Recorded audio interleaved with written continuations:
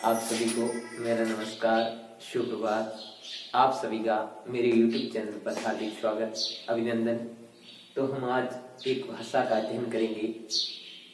एक भाषा, संस्कृत भाषा का अध्ययन करेंगे।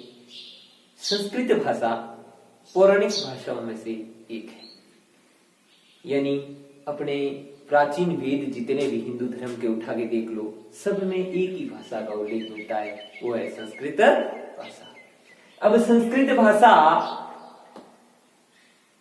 कक्षा 6 से 10 तक तृतीय भाषा के रूप में पढ़ाई जाती है, और इसके अलावा कक्षा 11-12 में भी हम एक विषय के रूप में ले सकते हैं, और शिक्षक भर्ती परीक्षाओं में द्वितीय भाषा के रूप में अधिकांश विद्यार्थी जिस भाषा का चयन करते हैं वो भाषा है संस्कृत। विभिन्न प्रकार की प्रतियोगी परीक्षाएं जैसे रीट, सीटेट, इनमें दो भाषाओं का चयन करना पड़ता है। दो भाषाओं का चयन करना पड़ता है, तो अधिकांश विद्यार्थी एक भाषा के रूप में, प्रथम भाषा के रूप में तो हिंदी ले लेते हैं, लेकिन द्वितीय भाषा चयन करते समय सभी के मन में ये बात चलती है, एक मन में प्रश्न उठता है कि कौन सी भाषा द्वितीय भाषा के रूप में लें तो जो हमारे लिए लाभप्रद हो, यानी जो ज्यादा अंक प्रदान करने वाली हो और पढ़ने में भी ज्यादा कठिनाइयों का सामना नहीं करना पड़े। तो उनका बेशक ध्यान है संस्कृत भाषा की ओर जाता है, और अधिकांश मेरे भाई ऐसे हैं जो द्वितीय भाषा के रूप में संस्कृत विषय का चयन करते हैं, और कई विद्यार्थियों को मन में ये बात चलती है कि ये संस्कृत का नाम सुनते ही वो कहते हैं ये बहुत ही कठिन भाषा है। तो उनको मैं कहना चाहूंगा कि जितना आप समझ रहे हो उतना कठिन विषय नहीं है, ये एक भाषा है। अगर इस भाषा को रुचि के साथ, प्रेम के साथ पढ़ते हैं तो ये ज्यादा कठिन नहीं है। कोई भी चीज सीखते हैं उससे पहले हमारी उस भाषा में, उस विषय में रुचि होनी चाहिए। क्या होनी चाहिए? रुचि। अगर आपकी उस भाषा के अंदर, उस विषय के अंदर रुचि नहीं है तो आसान से आसान चीज आपको बहुत कठिन नजर आएगी।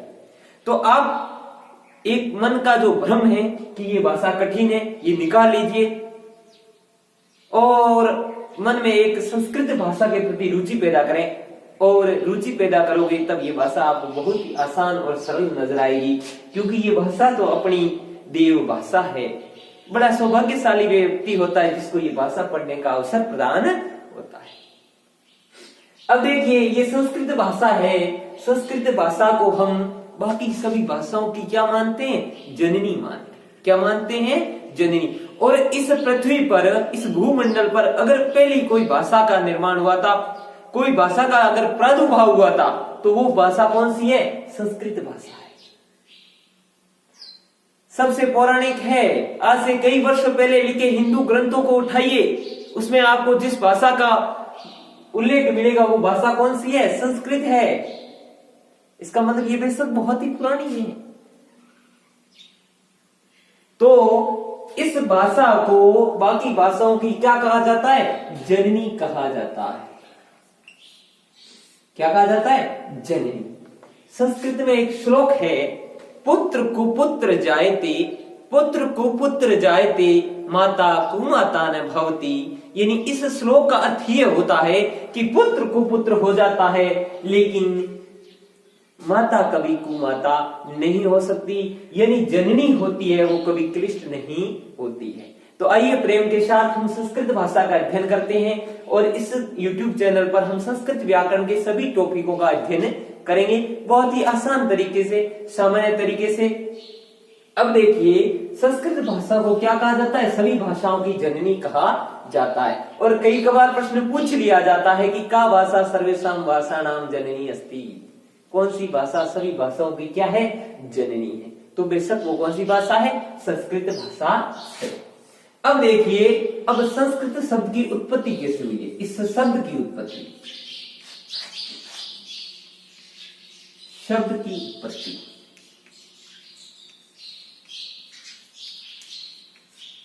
अब देखिए, हम उसके बाद अध्ययन करेंगे संस्कृत भाषा है, इसकी उत्पत्ति कैसे हुई थी। अब पहले देखते हैं शब्द की उत्पत्ति। अब इस शब्द की उत्पत्ति हुई है सम उपसर्ग पूर्व क्री धातु की और कृत प्रत्यय के साथ, इस भाषा की उत्पत्ति। अब देखो ये क्या है, ये है धातु। ये क्या है, धातु। इस धातु या सबसे पूर्व कोई शब्द लगता है, धातु से पूर्व लगने वाले शब्द को क्या कहा जाता है, उपसर्ग कहा जाता है। क्या कहा जाता है, उपसर्ग। और धातु के पीछे लगने वाले को प्रत्यय कहा जाता है। क्या कहा जाता है, प्रत्यय। तो संस्कृत शब्द के अंदर सम उपसर्ग क्री धातु है और कित प्रत्यय है। अब इस प्रत्यय की क्या विशेषता है, इसका अध्ययन करते हैं। ये प्रत्यय है, इस प्रत्यय में शेष क्या रहता है, तो शेष रहता है। क्या शेष रहता है, तो संस्कृत शब्द प्रत्यय अस्ति, संस्कृत भाषा के अंदर या संस्कृत शब्द में प्रत्यय है, कौन सा, कित प्रत्यय। और उपसर्ग सम उपसर्ग। तो ये है, तो हम संस्कृत भाषा के अंदर उपसर्ग है, तो उपसर्ग ये भी पूछा जाता है कि कितने उपसर्गों का, तो संस्कृत भाषा में कितने उपसर्ग है, 22 उपसर्ग है। द्वाविशति, द्वाविशति, द्वाविशति। अब देखिए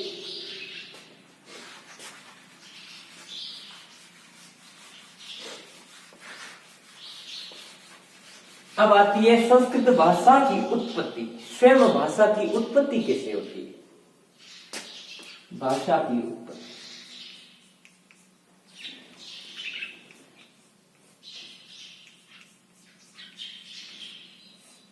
भाषा की उत्पत्ति। अब संस्कृत भाषा की उत्पत्ति के संबंध में एक कथा आती है, पौराणिक कथा का उल्लेख होता है। वो कथा कौन सी है, देखते हैं कि एक समय की बात है, कैलाश पर्वत पर भगवान शिव और पार्वती विराजमान थे। कैलाश पर्वत पर भगवान शिव और पार्वती विराजमान थे और किसी माध्यम से पार्वती जी के पास संदेश आता है कि उनके पिता के यहाँ यज्ञशाला का आयोजन किया जा रहा है। अब ये बात सुन के पार्वती जी को बड़ा ताज्जुब होता है, क्योंकि इस बात की या इस यज्ञशाला की इंफॉर्मेशन या कोई सूचना पार्वती जी के पास नहीं थी, कोई निमंत्रण नहीं आया था। अब निमंत्रण नहीं आया था, यज्ञशाला की दिनांक जस्ट नजदीक आ रही थी, तो भगवान शिव से पार्वती जी कहती है कि हे भगवान, हमको निमंत्रण तो नहीं मिला है, लेकिन मेरे पिता के यहाँ यज्ञशाला है, हमें जाना चाहिए। तो भगवान शिव कहते हैं कि बिन बुलाए नहीं जाना है, जिस जगह का अपने को निमंत्रण प्राप्त नहीं है, हमें वहां नहीं जाना चाहिए। लेकिन 3 हट होते हैं, बाल हट, त्रिया हट और राज हट, इनके आगे किसी की नहीं चलती। तो मां पार्वती जी के हट के आगे भगवान शिव की भी नहीं चली। नारी के आगे तो किसी की नहीं चलती है, लेकिन उस समय भी भगवान शिव की भी नहीं चली। और भगवान शिव जी ने क्या कह दिया कि भाई मैं तो जाऊंगा नहीं, आप अपने पीहर जा सकती हो। तो मां पार्वती उस यज्ञशाला में चली जाती। आपको पता होगा, जिस व्यक्ति को निमंत्रण नहीं दिया गया हो और वो उस कार्यक्रम में आ जाता है, तो उसकी ज्यादा इज्जत या आव भगत नहीं होती है, उसको ज्यादा तवज्जो नहीं दिया जाता है। जब अपने पीहर में ऐसा निरादर देख करके पार्वती जी यज्ञशाला में कूद जाती है और यज्ञ को भंग कर देती है। अब यज्ञ को भंग कर देती है तो ये सूचना किन के पास आती है, महादेव के पास आती है, भोलेनाथ के पास आती है। तो भगवान शिव क्रोधित होते हैं और तांडव नृत्य करते हैं। कौन सा नृत्य करते हैं, तांडव। हाथ में डमरू बजाते हुए तांडव नृत्य करते हैं। और उसी नृत्य करते जो भगवान है डमरू, भगवान शिव डमरू बजाते हैं। डमरू के बजाने से जो ध्वनि पैदा हुई थी उसी ध्वनि से संस्कृत की उत्पत्ति मानी जाती है।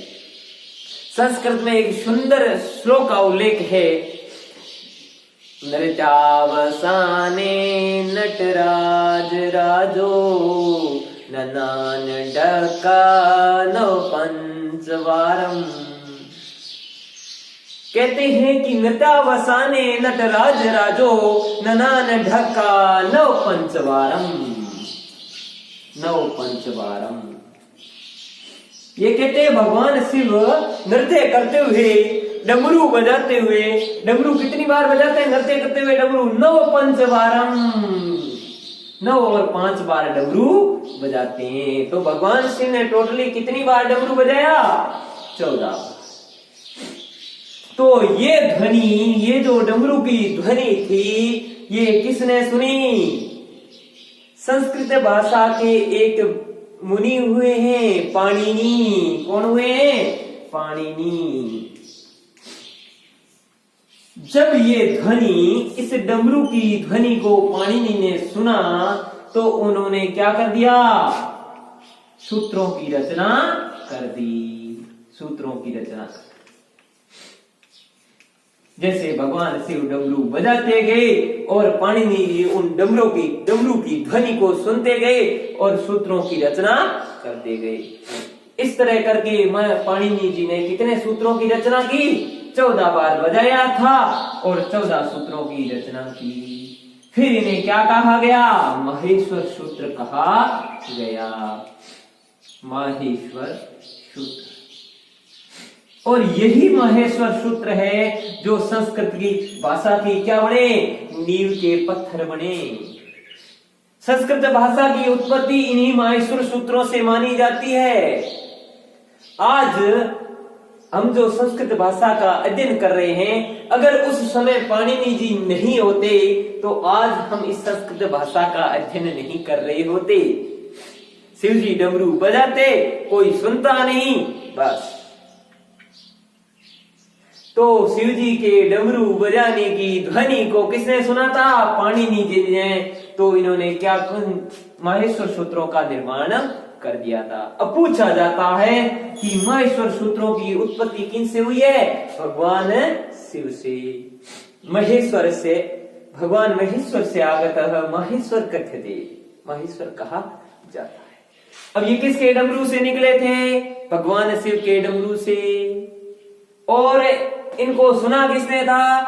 पाणिनि जी ने। सूत्रों की रचना किसने की थी? पाणिनि जी ने। और माहेश्वर सूत्रों की संख्या कितनी है? 14। कितनी है? 14। अब देखिए, अब माहेश्वर तो अर्थ समझ गए, भगवान शिव से प्राप्त हुई चीज, भगवान शिव से कोई चीज आई है या महेश्वर से आगत महेश्वर। अब आते हैं कि सूत्र क्या है। आप मैथमेटिक्स में वगैरह सूत्र पढ़ते हैं, सूत्र क्या है? कभी किसी ने गौर किया? सूत्र की परिभाषा क्या है? एक ग्रंथ मिलता है इन्हीं महर्षि का। ग्रंथ कौन सा है? अष्टाध्यायी।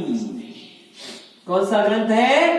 अष्टाध्यायी। तो अष्टाध्यायी में बताते हैं, सूत्र की व्याख्या बताते हैं, सूत्र की परिभाषा क्या बताते हैं पाणिनि जी? अल्प अक्षरम संदिग्धम सारवत विश्वतो मुखम। अब देखो सूत्र की व्याख्या क्या बताते हैं? अल्प अक्षरम, अल्प अक्षरम, अल्प अक्षरम असंदिग्धम, असंदिग्धम सारवतः विश्वतो मुखम। अब देखिए सूत्र किसे कहेंगे? सूत्र कहेंगे अल्प अक्षरम, जिसमें क्या है? अल्प अक्षरों का उल्लेख मिलता है। अगर ये पूरा लिखना है, ये पूरा लिखना है तो पूरा लिख दीजिए। तो सूत्र बनाने की आवश्यकता कहां हुई? सूत्र बनाने की आवश्यकता तब बढ़ती है कि जैसे ये पूरी लाइन है, इसका एक अक्षर में उल्लेख कर दिया जाए। जैसे आप उच्चारण स्थान पढ़ोगे तब उसमें उल्लेख मिलता है, जैसे अकुह कंठ का उच्चारण स्थान है अकुह। अकुह में क्या हो गया? अकुह। तो इसमें क्या होता है? ए आ क वर्ग और विसर्ग का उच्चारण स्थान कंठ होता है। तो ये क्या हुआ? अल्प अक्षरम, दो चीजों का एक अक्षर, दो अक्षरों का। जैसे कु है, कु क्या कर रहा है? यहाँ जो कु है वो एक पूरी अपनी वर्ग का प्रतिनिधित्व कर रहा है। के वर्ग का पांचों अक्षरों का प्रतिनिधित्व कौन कर रहा है? के अकेला कर रहा है। करता है ना, क्लास का प्रतिनिधित्व कौन करता है? कक्षा का मॉनिटर करता है। उसी तरह ये अल्प अक्षर होते हैं, बहुत कम अक्षर। सूत्र बनाने के लिए तो कम अक्षरों का उल्लेख होता है ताकि याद आसानी से रखा जा सके। अब देखो असंदिग्धम, संदेह की कोई स्थिति नहीं होती है। यानी जैसे यहाँ कु आया जिसका मतलब क वर्ग है, सिर्फ क नहीं है, पूरा क वर्ग है। संदेह की कोई गुंजाइश नहीं होती है। और सारवान होता है, उसका पूरा सार होता है। तो सूत्र की व्याख्या क्या बताई उन्होंने कि अल्पक्षरम असंदिग्धम सारवत विश्वतो मुखम। यह है सूत्र की परिभाषा। अब सूत्र के प्रकार कितने हैं? सूत्र कितने प्रकार के होते हैं? तो अष्टाध्यायी में पाणिनि जी बताते हैं सूत्रों के कितने प्रकार हैं? 6 प्रकार के सूत्र माने गए। कितने प्रकार के? 6 प्रकार। वो 6 प्रकार कौन से हैं? एक संज्ञा सूत्र, परिभाषा, संज्ञा परिभाषा, विधि, चौथा नियम, चौथा अतिदेश, पांचवा अतिदेश और छठा अधिकार। पाणिनि जी ने अपने ग्रंथ में 6 प्रकार के सूत्रों का उल्लेख किया है। अब हम पढ़ते हैं, ये तो महेश्वर सूत्र पढ़ लिए। कितने हैं? 14 है। भगवान शिव के डमरू से निकले हैं। इनको किसने ग्रहण किया था? पाणिनि जी ने। और इनकी व्याख्या क्या है? अल्प अक्षरम में संदिग्धम सारवत विश्वतो मुखम मये सस्यागत महेश्वर गत्यते। अब देखिए, बहुत बार पूछा जाता है कि संस्कृत के त्रिमुनि,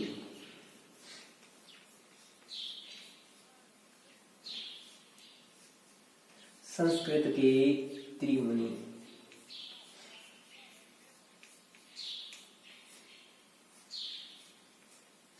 संस्कृत में 3 मुनि हुए जिनका संस्कृत में बहुत महत्वपूर्ण योगदान है, बहुत ही ज्यादा योगदान है। इनका उल्लेख त्रिमुनि में कहा गया है। तो इन त्रिमुनि के पहले मुनि हैं, आपने पढ़ा कि भगवान शिव ने डमरू बजाया और उसको ग्रहण किसने किया? पाणिनि। इनका क्रम भी याद रखना, कभी कभार पूछा भी जाता है कि कौन सा त्रिमुनि में से नहीं है। ये तो 3 ये दे देंगे, चौथा कोई और दे देगा। तो ये चीजें, तो आपने देखा कि भगवान शिव ने डमरू बजाया और डमरू को किसने सुना? पाणिनि जी। तो पाणिनि से पहले तो कोई हुआ नहीं था, तो कौन हुए? पहले कौन हुए? पाणिनि। अब देखो, पहले कौन है? पाणिनि। तो पाणिनि ने संस्कृत के लिए क्या किया? कि भाई संस्कृत के लिए किसकी रचना की? सूत्रों की। तो इन्हें क्या कहा जाता है? सूत्रकार कहा जाता है। क्या कहा जाता है? सूत्रकार। और इन्हें क्या कहा जाता है? संस्कृत के पहले मुनि हुए, इससे पहले कोई मुनि हुआ नहीं था। इनको प्राथमिक मुनि कहा जाता है। प्राथमिक मुनि या प्रथम मुनि या प्रथम मुनि कहा जाता है।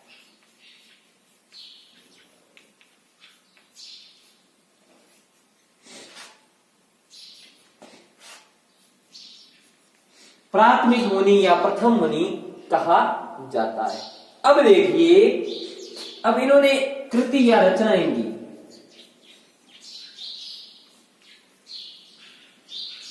कृति या रचना, इन्होंने किसकी रचना की थी? अष्टाध्यायी की। अष्टाध्यायी। अब आपने पढ़ लिया अष्टाध्यायी, क्या पढ़ा? अष्टाध्यायी। अब आप देख करके पता लगा सकते हैं इसमें कितने अध्याय है। अध्याय कितने? अष्ट अध्यायी, 8 अध्यायों वाली। अध्याय कितने हुए इसमें? अध्याय कुल अध्याय कितने? 8। अब देखो संस्कृत के अंदर अध्याय होते हैं, उसके रचना करते समय चरण या पाद होते हैं, और तो प्रत्येक अध्याय में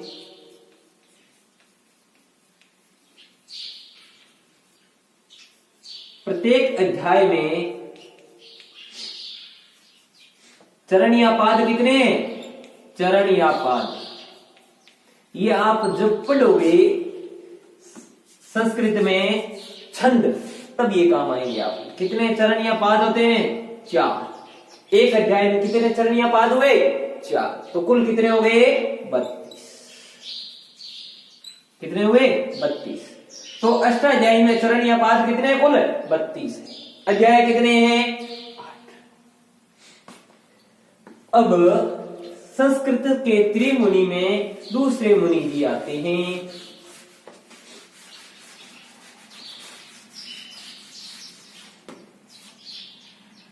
दूसरे मुनि जी का नाम है कात्यायन। क्या नाम है? कात्यायन। कभी कभार आपको कंफ्यूज करने के लिए आगे वाला क्या कर देगा? लिख देगा वरमुनि। तो इनका दूसरा नाम क्या है? वरमुनि। तो इनको क्या कहा जाता है? उनको तो कहा जाता था सूत्रकार, इनको कहा जाता है वार्तिककार। क्या कहा जाता है? वार्तिककार। इन्होंने वार्तिकों की रचना की। वार्तिककार क्या कहा जाता है? वार्तिककार कहा जाता है। अब इनकी रचना या कृति, रचना क्या है? रचना वार्तिकम। रचना क्या है? वार्तिकम। ये पाणिनि जी के हेल्प करते थे, सहायता करते थे। तीसरे हैं पतंजलि। पतंजलि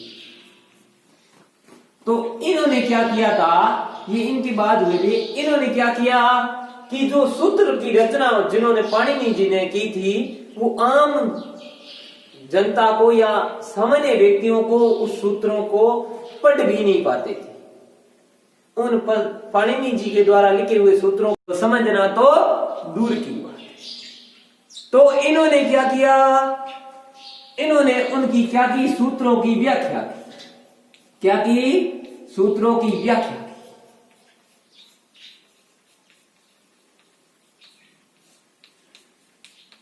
इनकी भी संस्कृत में लिखे हुए थे, इन्होंने भी संस्कृत में ही व्याख्या की, लेकिन इन्होंने क्या किया? उनकी अपेक्षा आसान शब्दों का इस्तेमाल किया, बहुत इसको थोड़ा सरल रूप में लिखा। तो इनको सूत्रों की व्याख्या करने के लिए इन्हें क्या कहा जाता है? महाभाष्यकार कहा जाता है। क्या कहा जाता है? महाभाष्यकार। इनको क्या कहा जाता है? महाभाष्यकार। और इनकी रचना है महाभाष्य। महाभाष्य। अब ये हो गई संस्कृत के त्रिमुनि, पाणिनि, कात्यायन, पतंजलि। उनको कहा जाता था सूत्रकार, कात्यायन को वार्तिककार, महाभाष्यकार। उनकी रचना अष्टाध्यायी, वार्तिकम, महाभाष्य। बहुत ही आसान है। अब हम आगे अध्ययन करेंगे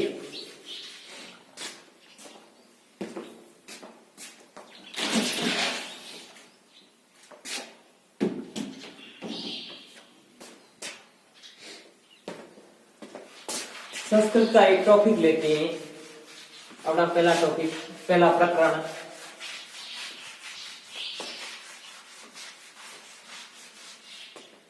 अंग्रेजी विषय के ऐसे ऐसे शब्द हैं जो अपने घर कर गए, सामान्य भाषा में ही तो अपना प्रकरण कौन सा है? वर्ण विचार। क्या है? वर्ण विचार। वर्ण विचार। तो वर्ण विचार, तो हम वर्ण क्या है?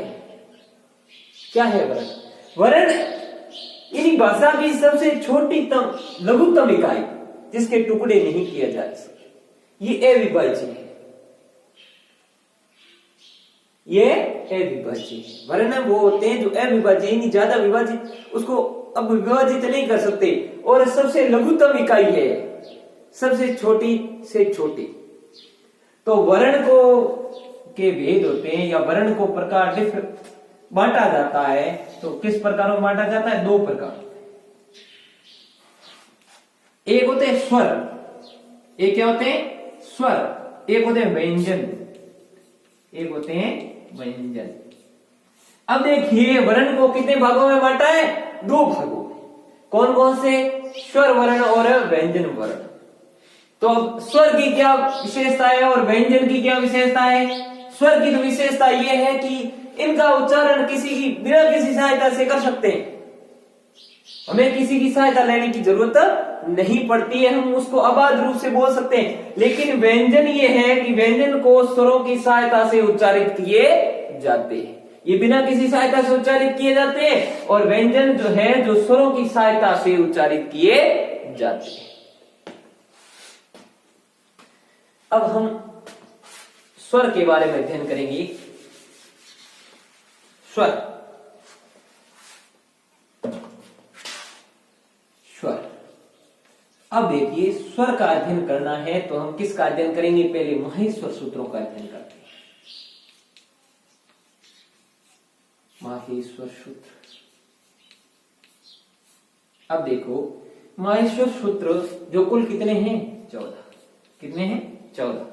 तो उनमें से स्वरों का उल्लेख कितने माहेश्वर सूत्रों में किया गया है? 4 माहेश्वर सूत्रों में। शुरुआत से 1 से लगाकर 4 तक जो माहेश्वर सूत्र है उनमें किन का उल्लेख किया गया है? स्वरों का उल्लेख किया गया है। अब देखिए पहला अ ई उ, अ ई उ ण। दूसरा री ली क। तीसरा ई ओ अंग, ई उ अंग। चौथा आई औ चे, आई औ चे। अब देखिए ये 4 माहेश्वर सूत्र है 1 से 4 तक। इसमें किन का उल्लेख किया गया है? स्वरों का। तो अब देखो इनके साथ साथ भी पढ़ते हैं प्रत्याहार। प्रत्याहार तो संस्कृत में प्रत्याहार किसी किसी भी चीज को संक्षेप में लिखना क्या कहलाता है? प्रत्याहार कहलाता है। तो प्रत्याहार संस्कृत भाषा में कुल कितने हैं? 42। कितने हैं? 42। और प्रत्याहारों का आधार कौन सा है? जो संस्कृत व्याकरण के आधार है, लघु सिद्धांत कौमुदी। एक ग्रंथ है लघु सिद्धांत कौमुदी जो संस्कृत व्याकरण का आधार है, लघु सिद्धांत कौमुदी। इसके आधार पे प्रत्याहार कितने हैं? 42 है। और प्रत्याहारों का निर्माण किया जाता है, या प्रत्याहार जब गिने जाते हैं, प्रत्याहारों का निर्माण किया जाता है, तब हलंत वाले वर्णों को गिना नहीं जाएगा उसमें।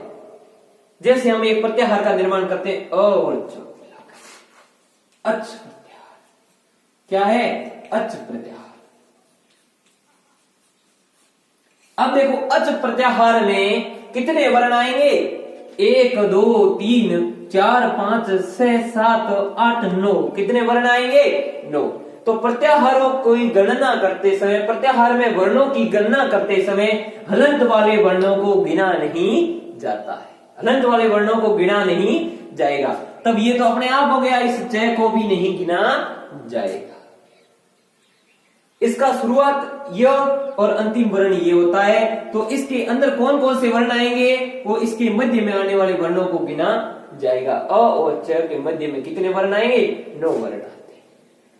तो देखो, एक अतः स्वरा, अतः स्वरा, अच को क्या माना जाता है, स्वर माना जाता है। तो अचः स्वरा, तो अच कितने हुए, स्वर या अचः कितने माने जाते हैं, 1 2 3 4 5 6 7 8 9, कितने हुए, 9। वैसे तो 13 माने जाते हैं, लेकिन इनमें उल्लेख माहेश्वर सूत्रों में 9 का ही उल्लेख मिलता है। बाकी दीर्घ वर्ण माने जाते हैं 4, कुल 13 हो जाते हैं। ठीक है, ये अचः स्वरा।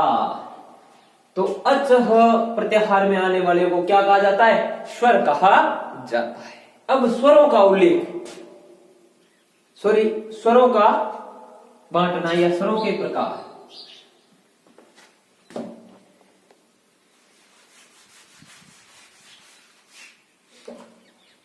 स्वर, अच्छा,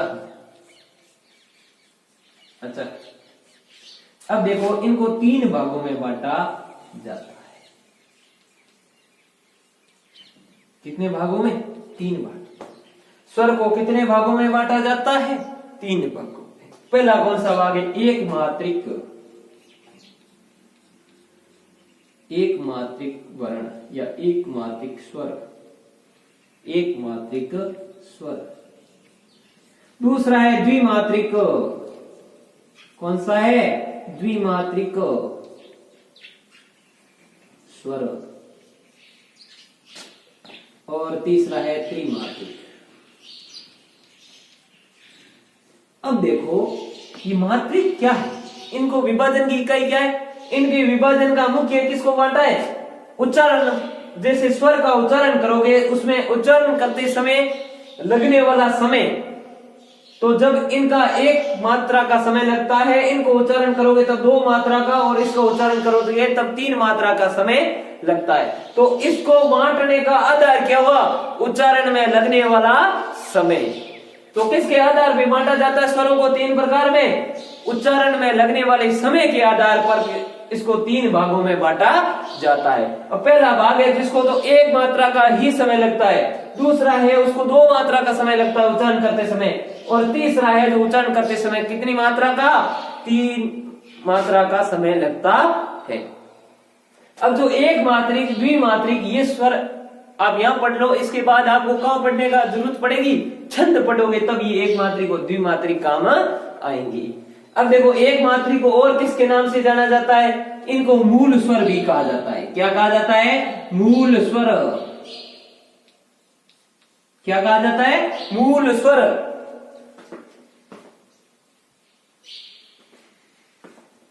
इनको कहा जाता है मूल स्वर। मूल स्वर के अलावा इनको और किस नाम से जाना जाता है, ह्रस्व स्वर।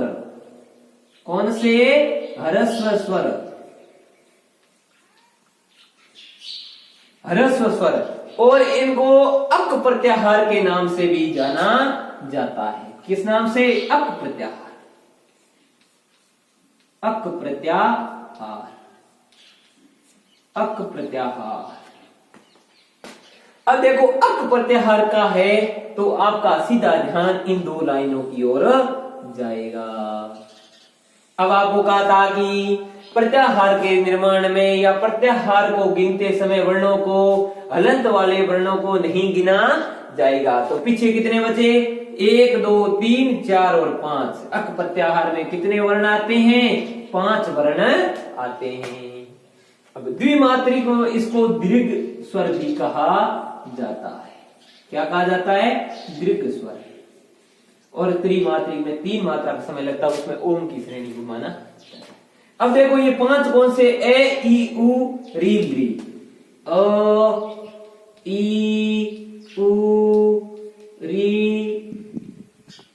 री, इन 5 वर्णों का उल्लेख मिलता है।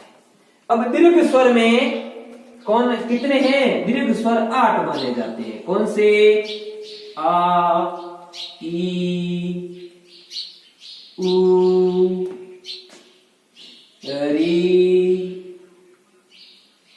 री री इसमें आया, ये छोटी री है, ये बड़ी री है। री, ए, ओ, आई, औ। त्रिमात्रिक में ओम आ जाता है। ठीक है, इनमें कितने 8 और 8 और 5 कितने हो गए 13। कुल वर्ण कितने, कुल स्वर कितने 13। और ये तो है अतः ही मय स्वर सूत्रों में इन 9 का ही उल्लेख मिलता। अब देखिए ये एक मात्र मूल स्वर या ह्रस्व स्वर या अप प्रत्याहार। अब देखो इनमें पूछा जाता है कि कौन सा वर्ण है, मूल स्वर का कौन सा वर्ण होता है जो दीर्घ नहीं होता, वो होता है ली। कौन सा होता है ली। अब इनका ये इसके अंदर ही होता है, दीर्घ स्वरों में स्वर माने जाते हैं संयुक्त स्वर, संयुक्त स्वर, संयुक्त स्वर। ये दीर्घ वर्ण की है, दीर्घ स्वर की है संयुक्त स्वर। संयुक्त स्वर में कौन कौन से आते हैं, इनको एक और नाम से जाना जाता है, वो है एच प्रत्याहार। किसके नाम से जाना जाता है, एच प्रत्याहार, एच प्रत्याहार। तो अब आपको पता चल गया हो गया कितने वर्ण आएंगे, तो ए ओ अंग आई ओ चे, इन दोनों को गिना नहीं जाएगा, तो 1 2 3 और 4। कितने हुए 4। अब 4 हुए हैं तो इनका कभी कभार क्या पूछा जाता है, क्रम पूछा जाता है कि भाई संयुक्त स्वरों का क्रम है बताइए, और उसमें लिख दिया जाएगा कि ए आई ओ और औ, और आप देखते ही राइट कर दोगे और मामला गड़बड़ हो जाएगा। इनका ये क्रम नहीं है, इनका क्रम मय स्वर सूत्रों के अनुसार ही लिखना है। तो क्या है, ए ओ आई और औ, ये इनका सही क्रम है, संयुक्त वर्णों का यह क्रम है। तो आप सभी का